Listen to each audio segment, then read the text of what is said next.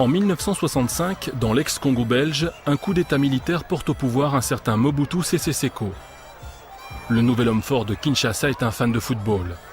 Appuyé par les puissances occidentales, il se dit porteur d'un projet pour son pays et pour l'Afrique qui ressemble à bien des égards au panafricanisme de Kwame Nkrumah. Il voulait devenir le plus grand président africain et il a utilisé les sports pour faire sa campagne et sa publicité. Tant mieux, mais pour nous, ça réussit. Parce que Mobutu s'était investi, c'était pas possible. Encouragés par Mobutu, les équipes congolaises prospèrent et en 1967, Engelbert remporte la Coupe d'Afrique des clubs champions face à la Santé Kotoko du Ghana. Fort de ce succès, Mobutu veut imposer l'équipe nationale dans les grandes compétitions sportives.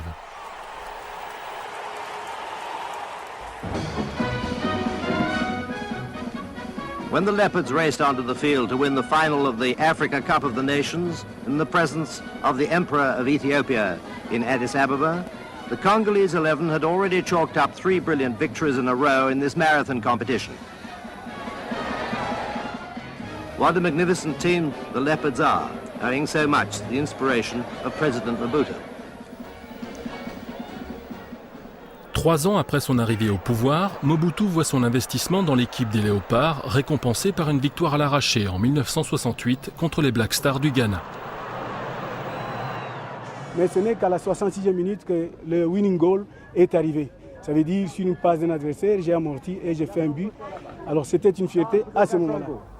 Kala la contrôle, tire et c'est le but. But donc, et le but de Kalala. The Egyptian referee blew the whistle for full time. The Congo team was new champion of Africa. Les joueurs et leurs mentors goûtèrent avec délectation les joies de la victoire. Mobutu y voyait la preuve de sa vocation naturelle à être le leader de l'Afrique issue de l'indépendance. Il pensait pouvoir réussir là où Nkrumah avait échoué. Le sport, croyait-il, allait unifier et apaiser une population impatiente de vivre enfin. En 1974, il caressait toujours le même rêve. Vous savez que vers les années 73 et les années 74, les Zaïre, actuellement, la République démocratique du Congo, était au top sur le plan économique. Il y avait beaucoup d'argent. L'économie marchait très bien. Rappelez-vous, c'est la même année 74. Il y a eu les championnats du monde de boxe ici à Kinshasa. Mohamed Ali et Georges Foreman. Invité par Mobutu, Mohamed Ali oblige le monde à braquer les projecteurs sur le Zaïre. Il partage avec le président un credo. Les Noirs africains sont prêts à partir à la conquête du monde.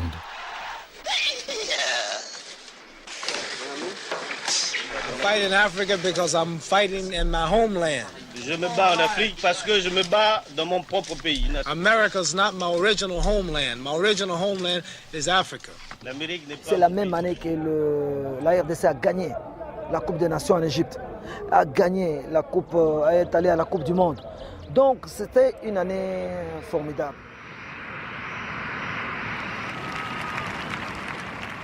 Notre succès de l'équipe nationale dans les années 74, c'était dû à quoi? C'était dû à la préparation. On s'est préparé longuement.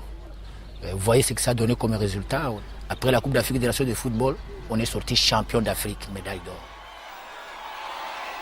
À leur arrivée à l'aéroport de Kinshasa, les Léopards sont accueillis par une foule en liesse.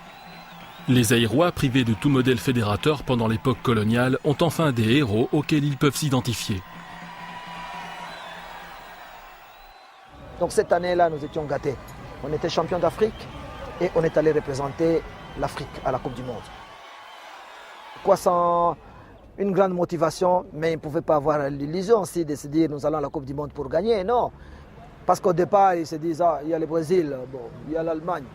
Les gens avaient tellement peur de ces équipes-là. Bon, ils ont dit non, écoute, on va y aller, on va jouer, mais je crois on leur avait demandé de ne pas être ridicule. Probablement inquiètes, les autorités zaïroises envoient en Allemagne une sélection plutôt insolite. Sur décision des autorités, on a sélectionné tous les féticheurs de province. Les meilleurs féticheurs sont arrivés à Kinshasa, ils étaient dans l'avion, ils sont partis en Allemagne. Je les ai vus arriver avec des types qui trimballaient toutes sortes de choses.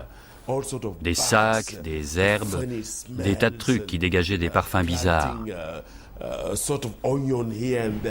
Il leur disait « Tiens, mange ça !»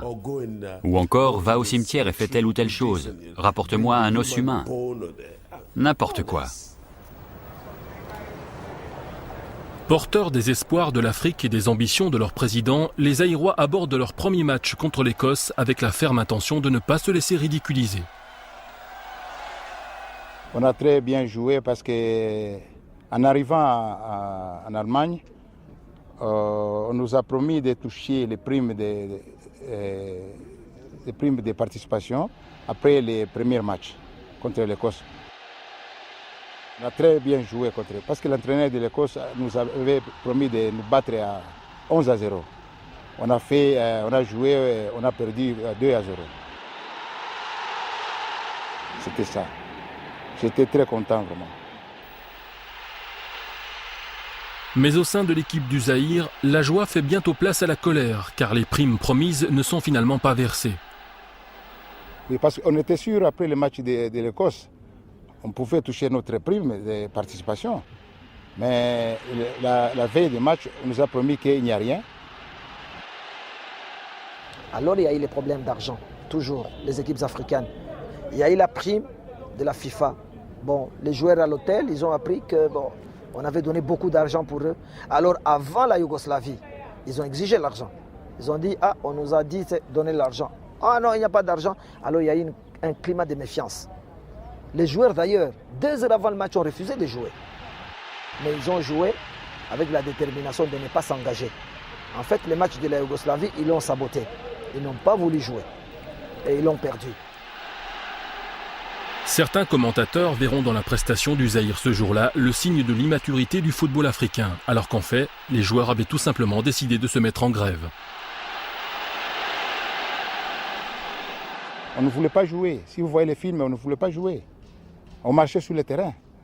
C'était clair. Il faut visionner bien les films. C'était clair. Le Zaïre perdit 9-0.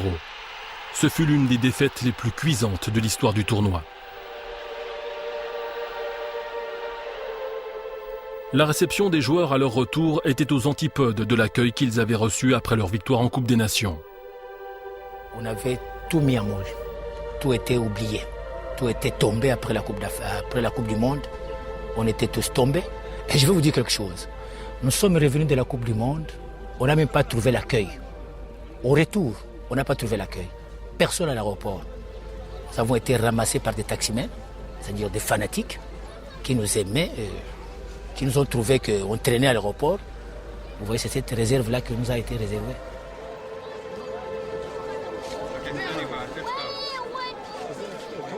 On devait même les féliciter, mais ils sont rentrés avec des problèmes, pratiquement mis à l'écart, sous décision du gouvernement.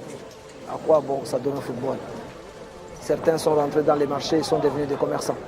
Ils ont commencé à vendre des cacahuètes. On pouvait peut-être, après la Coupe du Monde, aller évoluer en Europe, avoir des contrats dans des équipes européennes. Ça n'a pas été. Nous sommes revenus au pays. On était abandonnés. C'est la FIFA que nous, on tenait beaucoup. Parce qu'on savait bien qu'après la Coupe du Monde, un joueur qui a joué la Coupe du Monde doit être quand même quelque part riche. Même pas riche, mais noble. Mais nous, si vous arrivez à aller voir là où nous habitons, vous allez pleurer. Vous n'allez pas accepter d'aller vivre. Vous ne vivrez jamais dans ces conditions-là. Et c'était ça, et c'est ça. Je pense que c'est un réveil.